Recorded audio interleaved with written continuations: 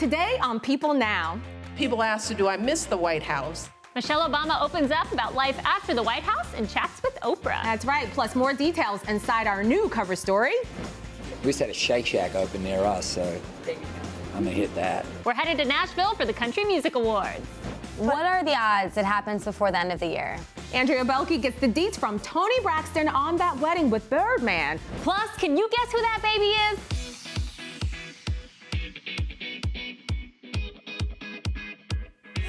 Good afternoon, everybody, and welcome to People Now. I'm Makon Tovu. And I'm Kristen Kelly. We're taking over for Jeremy and Andrea today. They're in Nashville for the CMA Awards. They'll be hitting the red carpet in a few hours, and we'll have all the details on how you can tune in a little later in the show. That's right, but first, for all you fixer-upper fans out there, it's a very special day today. It's even better than demo day, if you'll believe that. That's right, it's Chip Gaines' birthday. Yes, it is. Chip turns 44 big ones today. This comes just a few days after Chip and Joanna announced they'll be returning to TV with their very own network. Even more of a reason to party.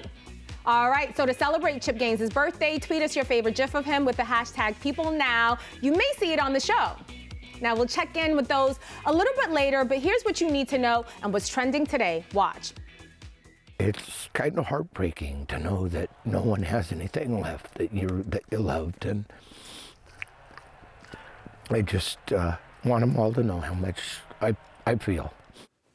Wow, that's Paradise, California resident Brad Weldon, who survived the fire that destroyed his town. Now, he stayed behind with his elderly blind mother and her 26-year-old caretaker, who helped him battle off the blazes with water from hoses. And he's not the only one struggling to survive, as multiple wildfires continue to rage through the state of California. At least 50 people are dead as a new blaze in San Bernardino County continues to gain traction. Now, fueled by strong Santa Ana winds, the Sierra fire sparked overnight and has burned through nearly 150 acres of land. That's according to CNN.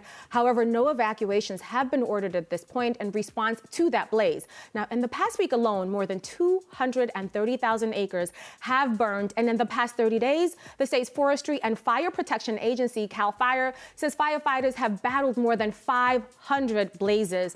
Now, thankfully, firefighters have made some headway further north while battling the campfire. Calmer winds are expected by Wednesday evening, which will help weaken the blaze, although rain is still a week away. Now, the campfire has claimed the lives of 48 people, making it the deadliest wildfire in U.S. history. Now, what you're seeing right now is drone footage over the town of Paradise, which has been burned to the ground. Wow, that's so sad.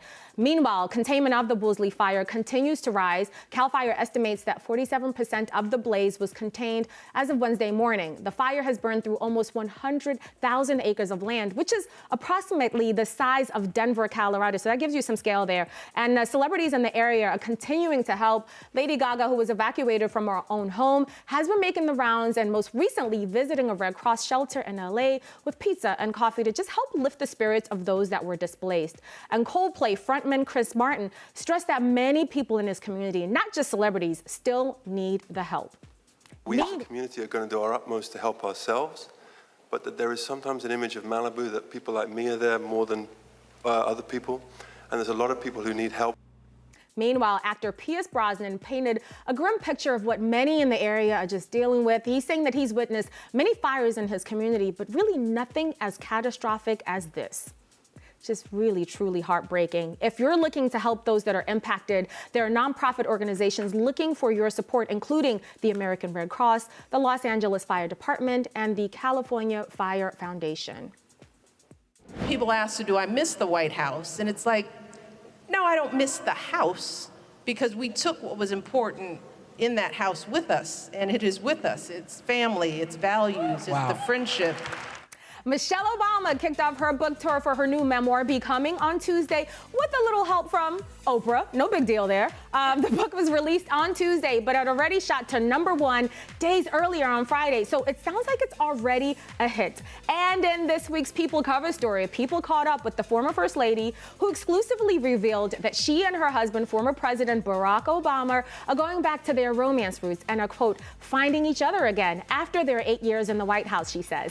We have dinner dinners alone, and chunks of time where it's just us. What we were when we started this thing. No kids, no publicity, no nothing, just us and our dreams. The couple even jetted off for a little getaway recently to Palm Springs without their daughters, which marked the first time in a long time it was just the two of them. That alone time is so important. Now, but despite their recent marital bliss, Michelle also spoke candidly about when seeking help from a marriage counselor and even admits, quote, if you're in a marriage and there are times that you want to leave, that's normal. I felt that way. But she says she has never truly wanted to give up on their relationship, and now it sounds like their bond is as strong as ever. And the two love each other so much. Michelle isn't even worried about becoming an empty nester as youngest daughter Sasha gears up to graduate high school. Can you believe it? She actually says she feels good about it. She looks at it rationally. She knows that she has the resources to go to school if she feels sad, and she already knows she can text Malia at Harvard anytime to check in. She says, I feel like she's off on her next adventure, so I'm excited for her,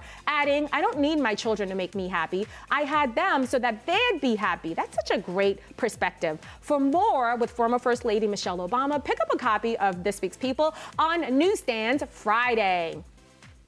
And a big happy birthday goes out to Prince Charles. He is celebrating his 70th birthday today. So we're honoring the future king by taking a look at Charles's journey from birth to the throne. Now, to highlight Prince's big milestone B-Day, the BBC released a documentary last week called Prince, Son, and Heir Charles at 70. In the doc, his sons Prince William and Prince Harry get pretty candid about their dad, with Prince Harry saying that Prince Charles is fully committed to his current position as the Prince of Wales, and that he isn't in any rush to become king. Harry explains, saying this: he's one of the first people in the family to end up making the most out of that role. And get this, as the longest serving heir, Prince Charles always says, if I succeed, not when. That's a pretty humble guy, if you ask me. A Kensington Palace is celebrating Charles's big day in their own way, getting together all the kids and the grandkids for these two new adorable family portraits. They tweeted these out on Tuesday, and I gotta tell you, we can't get enough of them. I mean, take a look at those big smiles, so heartwarming. And now we have to bring it back to the Prince's baby videos now. I'm spotting a little bit of a resemblance between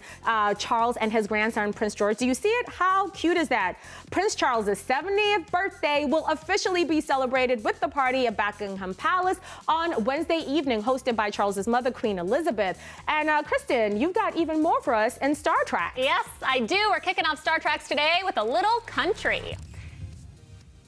You're watching Miranda Lambert rehearse with Jason Aldean for tonight's CMA Awards. Miranda's nominated for Female Vocalist of the Year. Jason is nominated for Entertainer of the Year. He says if he wins, it's definitely something to cross off his bucket list. Luke Bryan, Kenny Chesney, Keith Urban, and Chris Stapleton are also nominated for Entertainer of the Year. Chris Stapleton is nominated for 5 awards, with Jason Aldean and Keith Urban following with 3 noms each. Nice. But Keith Urban is already looking ahead to after the CMA ceremony. My kind of guy, he revealed his post-show plans. Take a look. It's always different. It's always different. Yeah. Sometimes you're like starving, so you go hit a burger joint or something. We just had a Shake Shack open near us, so There you go. I'm gonna hit that. And for Jason Aldean, it's going to be all about celebrating with his team at the end of the night. They'll be heading to his bar, which is conveniently located right across the street from the venue. We can shoot over there and kind of have all of my crew over there and kind of celebrate with them. I mean, this is like the last big thing of the year for everybody is the CMAs. So this is almost like putting a stamp on the end of the year for everybody. And when this is over, everybody kind of cuts loose. So I plan to cut loose a little bit. So guys, all your favorites will be out for country music's biggest night, with Brad Paisley and Carrie Underwood returning to host the star-studded show for the 11th time together. The CMA Awards is live from Nashville tonight at 8 p.m. Eastern on ABC.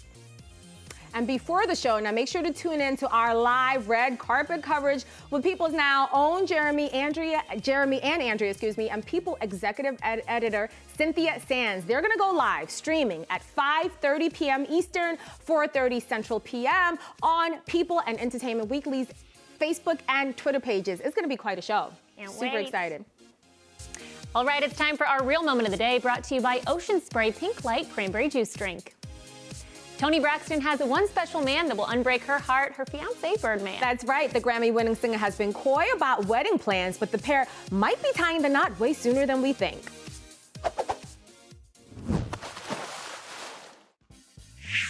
He told me we're getting married before the end of the year is out. So, But end of this year? that's what he told me. Okay, Michelle, because he calls me Michelle. Okay, Michelle, that's enough. Come on, before this year is out.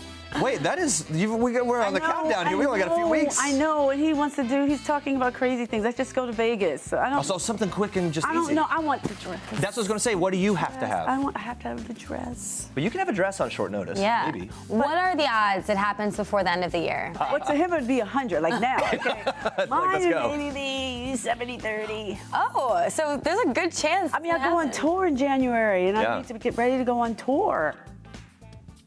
And while we're talking LOVE, Toni's sister Tamar has a new man in her life after splitting from husband Vince in 2017. But does the new guy have Toni's official stamp of approval? I mean, Jesus. It's that Jesus walking out of the water. Hallelujah. A lot of attention from fans for his physique. He seems a little bit toned. Just a little bit. He's doing the thing. Have you met the guy? Do you approve from the sister He's such a sweetheart. perspective? He's a nice guy. Yeah. He's a super nice guy. Are you a tough one to convince? Like, are you a tough sister to kind of like get on board? I'm the easier one. My sister Tawanda is always kind of like, let me see, you know. And my sister Tracy just kind of goes with the wind. My sister Trina loves everyone. How is she doing since splitting with Vince? Have you noticed a shift in her personality? Not necessarily. I just wanted my sister to be happy, and whatever makes her happy will make me happy. Yeah, I saw something actually really cool though. Like on her Instagram, people were comparing the two and like being negative, and she kind of like called them out. Which is and good was for like, her. Good for I her think to that was do amazing Yeah. that she was supporting him even after they've split. Well, I mean, they have a son together, a beautiful son together, and you have to co-parent, and they're friendly. And Vince is cool. He's my Bill. All our brothers-in-laws, we call him Bill. Yeah. I like that, yeah. He's our Bill, and so I'm just glad that she's happy. But the sisters weren't always happy. On the season 6 finale of Braxton Family Values, all 5 ladies got into some heated arguments as they addressed old wounds and learned how to become better communicators. That's right. Now, Toni says she's seen an improvement in the way they communicate since filming, but that they still have a long way to go. Now I do. Initially, no. It was a tough season last season because it was super, super honest and real, and we were dealing with our own issues, and we just did it out loud, and after we did it, we said maybe we shouldn't have done it. She continued to disrespect me, and I'm tired of it. Okay, You're so going to what's the respect me. boundary? What's the My boundary? boundaries is, Okay, let's don't come for me. Okay, wait a minute. It took a second, so now I find that we're better communicators. You think of your family that you have the best communicative skills, you don't. Well, we didn't, I should say. Yeah. And now I find that we're itemizing ourselves just a little bit. We're individualizing. We're just this whole all sisters One all bunch, together. yeah. We're more than sisters. Still a lot of healing that we're working on. That's but good. what was great about it is we got to see, the world gets to see, like, all families have issues. Gotta love those Braxton sisters. All right, guys, stay with us. We've got all the latest details on the final episodes of Game of Thrones, including when we'll finally get to see how it ends. Plus, we're live with actress Kat Graham and talking to her all about her new Christmas movie, The Holiday Calendar, so stick around for that. All right, guys, in celebration of Chip Gaines' birthday, we've been asking you to send in your favorite gifs of the Fixer Upper. Let's take a look at what you've been tweeting. I know there are gonna be some good ones. Let's see that. That had to hurt. Oh my gosh. That's from Lauren. Thank you so much for that. Oh, he's the Lifting best. up the Look at glasses. that. That's Such a having a little goofball. fun in there. Hard to believe he's 44. He's so playful. I like that dance. His wife Joanna's like, what's happening? And with 5 kids. Yes, that is so cool. Okay, so guys, keep Awesome, sending. guys. I love those. Keep sending those Keep sending it in. Now, moving on to this.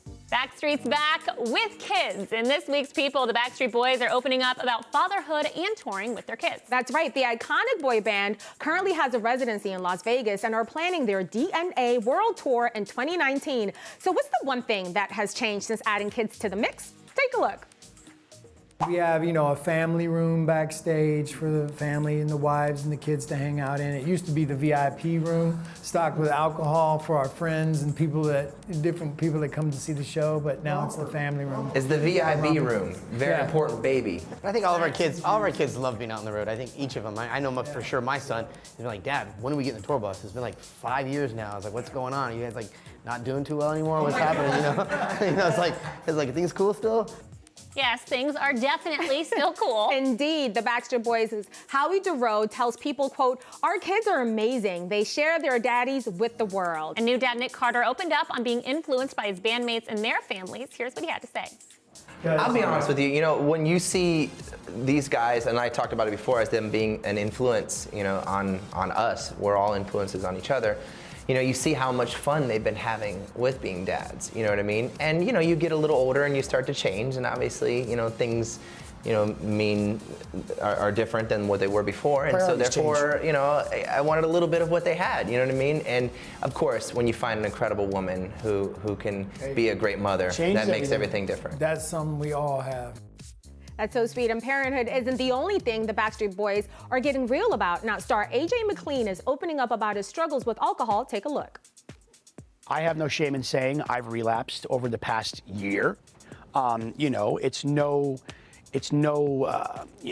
secret that this is a disease and that it's a daily struggle. Are my kids and my wife a huge support and a huge inspiration? 100%. But at the same time, the biggest problem I deal with them is putting myself first and not my family first, because in my mind, that's what you should do. You should put family first. You should put your kids first. But because I'm still very codependent and I'm Mr. People Pleaser, and I think a lot of that comes from being a performer and wanting to see the crowd happy and seeing everybody around you and loving the attention. I want to make sure everyone's cool. But if you do that too often and you forget about taking care of yourself, you do tend to get lost in the sauce. And that's happened to me numerous times. And he also revealed the best advice he's ever received as he focuses on his recovery. Listen to this. One of the best things I was told from my sponsor, from my friends, is the only way around is through. And sometimes you're just gonna have the worst days possible. But if you surround yourself with a good support group, if you go to meetings, if you talk to other addicts, you do have to make it a lifestyle. You truly do. It doesn't mean that you can't have fun and can't be yourself, but if you want to stay alive, you know, there is no true, like, for me, you don't beat it. It's not like, okay, I'm sober, it's done, I'll never drink again. No, you have to work at it. All right, have you seen this? When you play the Game of Thrones, you win. Or you die. Winter is coming to an end. Entertainment Weekly teased the final season of Game of Thrones on Tuesday. The wildly popular show will premiere one last time in April of 2019. The teaser did not include any new footage, according to EW, but it does set us up for the final season with footage from the past that highlights everything the characters have done in their quest for survival and power. Very interesting. Although the show and its creator, George R.R. Martin, have both been very hush-hush about details, here's what we know so far. So according to EW, we'll see a procession into Winterfell, but it'll be Daenerys and her army that'll all hunker down for the threat north of the Wall. And Sansa is not happy about the whole Jon bending the knee to a Targaryen thing. The teaser ends with the hashtag for the throne, which has fans hoping someone will finally take the Iron Throne. Moving on now to some happy baby news. The Bachelors' Arie Luyendyk Jr. and Lauren Burnham are expecting. That's right. The new mom-to-be confirmed the news on her Instagram, saying, quote, "Our greatest adventure begins 2019. Now, the couple first met on Arie's season of The Bachelor, where he caused quite the scandal when he popped the question to Becca Kufrin before realizing that runner-up Lauren was actually the one for him. I remember that. Now, after calling it quits with Becca, he proposed to Lauren on the After the Final Rose special in March. And in May, the couple announced on The View that they had decided on a January wedding in Maui. So romantic. The next month, they bought a house together in Phoenix, Arizona. Nice, but this is actually not the couple's first pregnancy announcement. On April Fool's Day, Arie faced some backlash for pretending that Lauren was expecting. Ouch. Arie posted an apology on Twitter at the time, saying in part, quote, "I do have sympathy for women struggling from infertility. My April Fool's prank was in no way meant to offend women who struggle with that." But this time around, it's definitely not a prank, and we couldn't be more excited for the happy couple.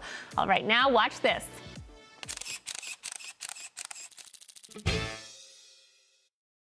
It's crazy, right? Clearly the calendar's magic. Clearly. And guess what I have? Cookies! Cookies! Yes, we're definitely feeling that holiday magic. Now, that's a clip from Netflix's The Holiday Calendar, and we're joined right now by the star of the movie, Kat Graham. Hi, Kat. Hi. Oh, so cute. So exciting So to be good to here. have you here. Now, you play Abby, a struggling photographer who's putting in a ton of hours during the holiday season, who just wants to land that dream job. Were you able to channel a time in your own life to get into character for this role? Girl, yeah, most of my life. Yes. Maybe before getting your big gig? Most of my life, I was totally broke and looking for, I mean, at one point I had enrolled in culinary school because I'm like, I'm just gonna be in a kitchen. You know, these little guest star, co-star, one-liner, posse member number 3 is not working out for me, honey. So, yes, most of my life, it was a little too relatable. People were like, wow, you were so yourself in this movie. Like, you have no idea. Exactly. And the film is centered a lot around Abby's family and friends and their holiday traditions. Yes. What's your favorite family holiday tradition? You know, like I said, I love to cook.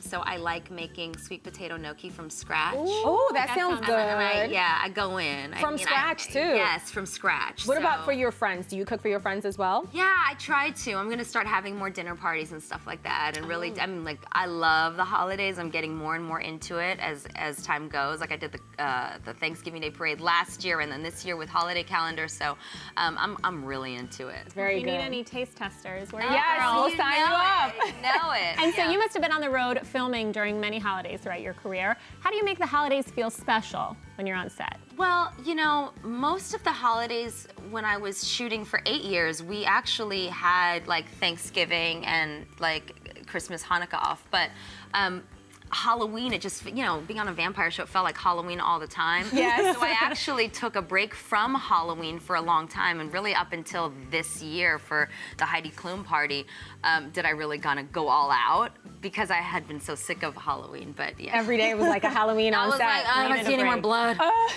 Now in the film, you star alongside Quincy Brown. Ooh, he's so fine. Ooh, he's so fine. He is fun.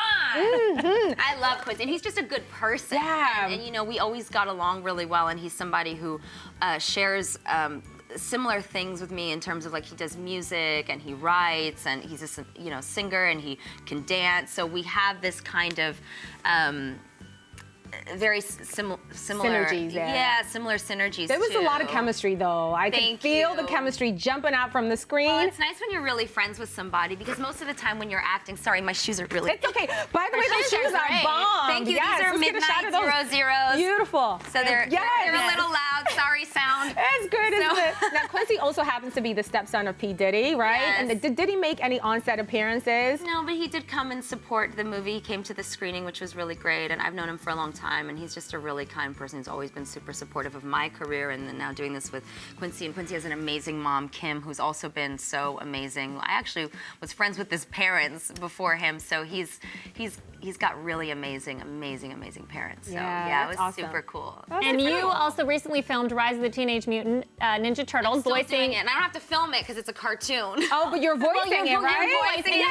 She has these like big puff curly curls, and she's just super fun. It's one of the most fun characters I've ever played. She's the first Black April O'Neil, so that's kind of major, yeah. I mean, the original comic strip, she was Black, but you know when they made it live action, that went away. So this is.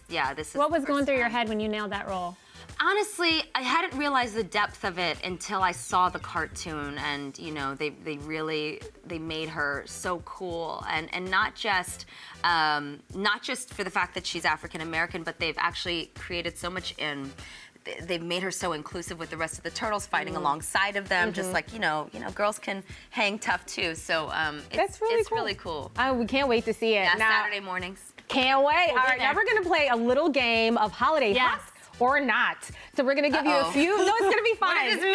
It's gonna be good. We're gonna give you a few holiday phrases and traditions, and then you'll say whether they're hot or not, right? Okay. So let's kick things off. Mistletoe, hot or not? Hot, honey, hot. All right. Hot. Fruitcake. No? Not hot. Okay, not. Caroling, hot or not? Caroling's cute. Okay. Elf undies. Hot or not? What do you mean?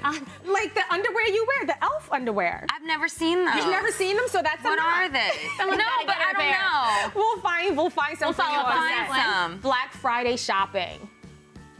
Hot or not? I don't know. I live in Atlanta. People get real cuckoo over there with it. I need to stay out of. But you can do it online. You can do it online. So yes. And last but not least, eggnog, hot or not? not for me because I'm vegan, but for you, for Ooh, most people, like, do you? You know what I'm saying? No Could be- shade, no judgment. No shade. Do you? Okay. I don't do it, but that's okay. That's a hot or not. Kat, thank you so much for so being here. much. And guys, make sure that you check out Kat's new movie, The Holiday Calendar. It's so good. It's streaming right now on Netflix. Now, coming up tomorrow, Ashley Tisdale is talking all about her new single and getting real about her personal battle with anxiety and depression. Plus, we'll have all the highlights from tonight's CMA Awards. Can't wait for that. Yes, me neither. Hey, thanks for watching. We'll see you tomorrow, guys.